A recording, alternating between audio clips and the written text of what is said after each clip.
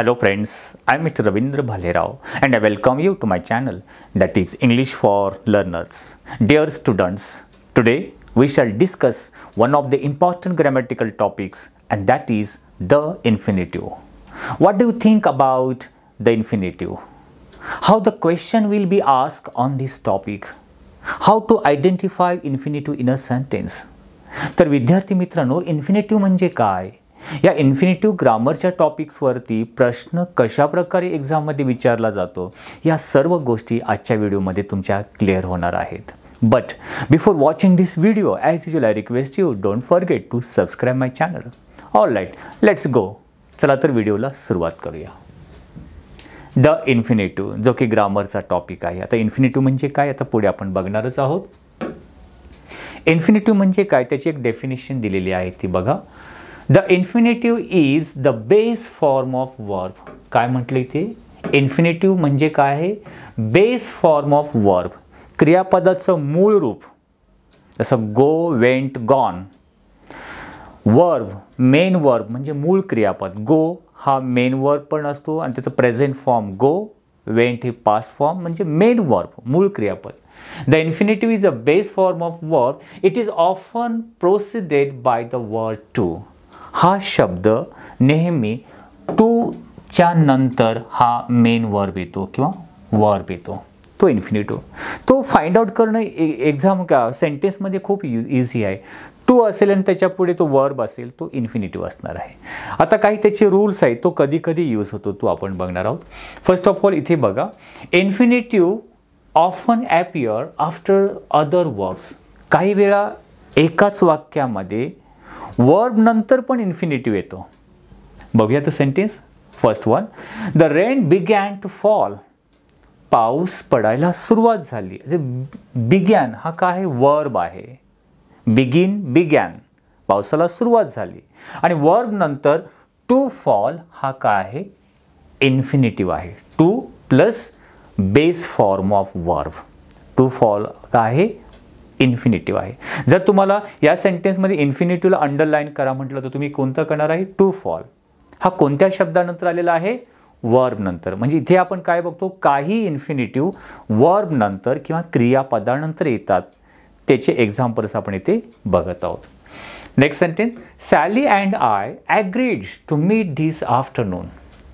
To meet infinitive आणि कोणत्या शब्दानंतर आलेला आहे? ॲग्रीड. ॲग्रीड काय आहे? वर्ब आहे. तर रेड कलरमध्ये दिलेले आहेत ते वर्ब्स आहेत आणि ब्लॅक कलरमध्ये जे बोल्ड दाखवलेलं आहे ते infinitive. Next example, I have arranged. मी व्यवस्था केली. आय हॅव अरेंज्ड, मी व्यवस्था केली आहे. To see the doctor at 3 o'clock. 3 वाजता डॉक्टरला भेटण्याची व्यवस्था केली आहे. To see is a infinitive आणि तो शब्द वर्ब नंतर म्हणजे ॲग्री नंतर आलेला आहे. Next example, I hope to visit Disneyland someday.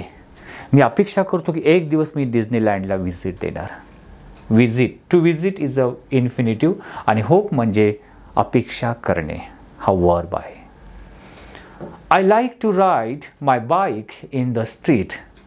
I like to ride bike in the street. रस्त्यावरती बाईक चालवायला मला आवडते. लाईक म्हणजे आवडणे, हा क्रियापद आहे आणि त्याच्यानंतर इन्फिनिटिव्ह आला to ride. To plus base form of verb. Next, my parents have decided to buy a new car. माझ्या पेरेंटनी डिसाईड केलेलं आहे काय? To buy a new car, नवीन कार विकत घेण्याची. डिसाइडेड हा वर्ब आहे आणि त्याच्यानंतर इन्फिनिटिव्ह टू बाय आलेला आहे. Next, Paul is a learning to swim. To swim is a infinitive and learning is a verb. And last one example, I didn't mean to upset you.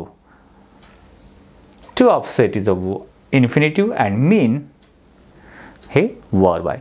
सांगण्याचा उद्देश काही वेळा सेंटेन्समध्ये verb नंतर infinitive येतो. मग असे कोणकोणत्या शब्दानंतर इन्फिनिटिव्ह येतो ते आणखीन पुढे काही रूल्स बघूया. आता हे झाले वर्ब नंतर. Next, some verbs have an object. म्हणजे काही वाक्यामध्ये ऑब्जेक्ट येतात. द सब्जेक्ट, वर्ब, ऑब्जेक्ट तुम्हाला माहिती आहे. ऑब्जेक्ट नंतर इन्फिनिटिव्ह येतो. Some verb have an object before the infinitive. म्हणजे इन्फिनिटिव्हच्या अगोदर ऑब्जेक्ट असतो त्या सेंटेन्समध्ये. आता सब्जेक्ट वर्ब ऑब्जेक्ट हे तुम्हाला क्लिअर झालेलं नसेल तर सब्जेक्ट वर्ब ऑब्जेक्टवरती मी एक सेपरेट व्हिडिओ बनवले, ती तुम्ही निश्चितपणे बघा. सेंटेन्स बघा, Simon ask me to help him. आता इथे सायमन हा सब्जेक्ट आहे, आस्क वर्ब आहे आणि मी काय आहे ऑब्जेक्ट आहे आणि ऑब्जेक्ट नंतर टू हेल्प हा काय आहे इन्फिनिटिव्ह आहे. सो अगोदर आपण काय बोलतो वर्ब नंतर काही वेळा इन्फिनिटिव्ह येतात, इथे ऑब्जेक्ट नंतर इन्फिनिटिव्ह. त्याप्रमाणे आणखीन एक्झाम्पल बघा, the teacher told us not to run in the corridor.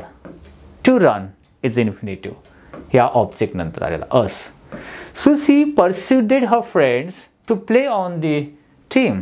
सुसीने तिच्या मैत्रिणीला परस्यू, तिचं मन वळवलं की टीममध्ये खेळण्यासाठी. फ्रेंड्स हा ऑब्जेक्ट आहे, म्हणजे हा सब्जेक्ट वर्ब ऑब्जेक्ट नंतर टू प्ले हा काय आहे इन्फिनिटिव्ह.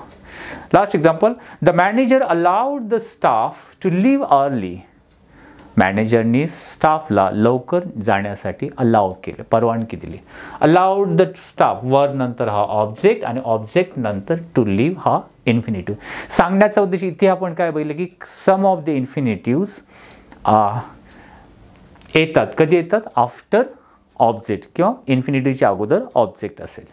आणखीन अशा प्रकारे कधी इन्फिनिटिव्ह आपल्याला सेंटेन्समध्ये बघू शकतो.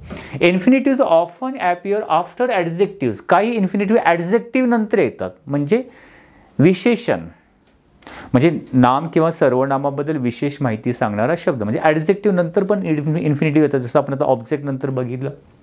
एक्झाम्पल बघा, द बॉईज वेर अफ्रेड. मुले घाबरलेली होती.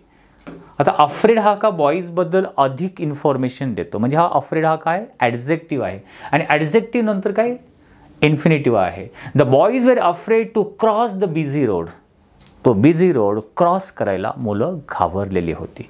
सो अफ्रेड हा काय ॲडजेक्टिव्ह आहे, म्हणजे ॲडजेक्टिव्ह नंतर infinitive. Next example, I am very please to see you again. Pleased, मी काय झालो प्लीज झालो, म्हणजे माझ्याबद्दल अधिक माहिती, मी खूप आनंदित झालो प्लीज्ड. आणि त्याच्यानंतर to see adjective infinitive. Next, this problem will be difficult to solve. हा प्रॉब्लेम हा नाऊन आहे, त्याच्याबद्दल अधिक माहिती आहे की तो हा प्रॉब्लेम कसे आहे, प्रश्न कसा आहे डिफिकल्ट आहे, ॲडजेक्टिव्ह आहे आणि ॲडजेक्टिव्ह नंतर टू सॉल्व सोडवण्यासाठी.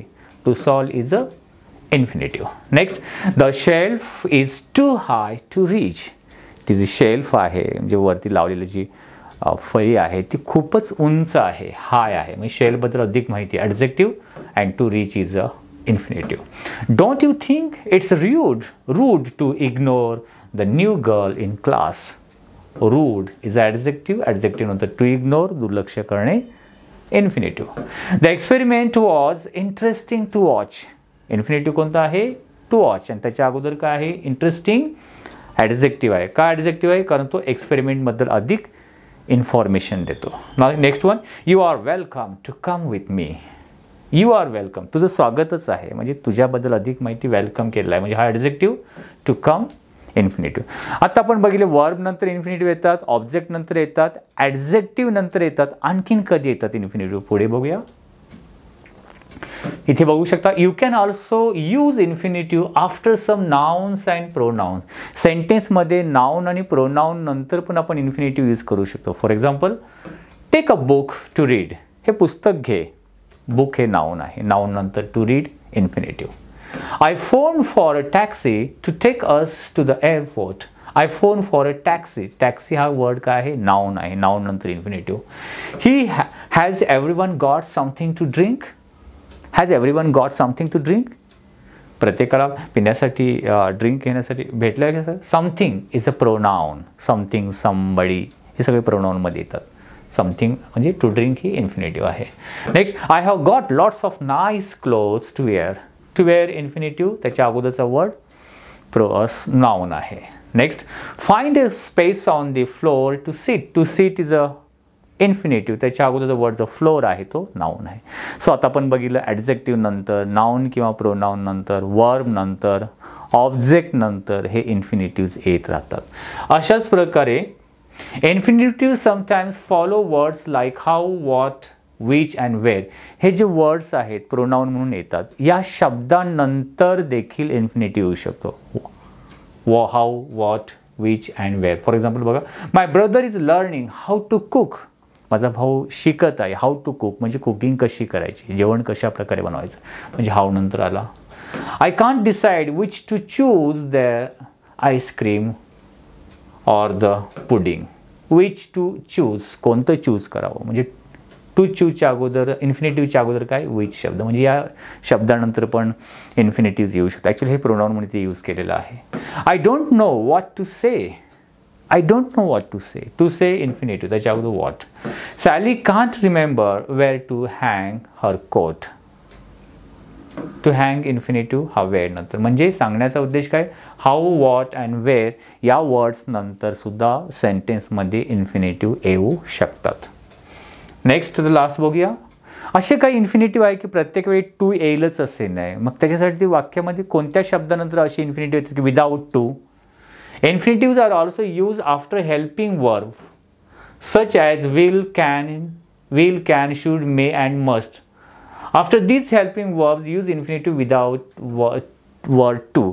म्हणजे हे जे हेल्पिंग वर्ब्स आहे त्याला ऑक्झिलरी वर्ब्स किंवा सहाय्यकारी क्रियापद बोलतो. Will, can, should, may and must याच्यानंतर काही वेळा इन्फिनेटिव्ह येतात पण ते विदाउट टू असेल, म्हणजे त्याच्यामध्ये टू नसेल, डायरेक्ट क्रिया मेन बेस वर्ब असेल. फॉर एक्झाम्पल बघा, आय कॅन स्विम. आता स्विम हा इन्फिनेटिव्ह आहे का, कारण हा कॅन हा हेल्पिंग वर्ब नंतर आलेला आहे. Okay. We think she will win the race. Win, we think she will win the race. Win हा इन्फिनेटिव्ह आहे कारण विल नंतर आलेला आहे. You must try harder. Must helping verb नंतर इन्फिनेटिव्ह आहे. Do you think we should weight.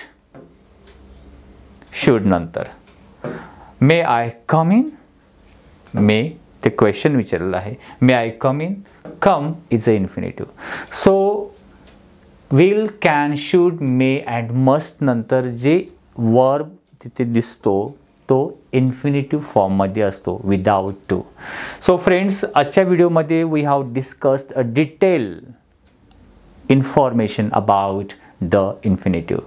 I think you might have liked this video. If you liked it, please share and like it. If you have any suggestion for me, you can write in comment box. Wish you a good day. Take care. Thank you very much.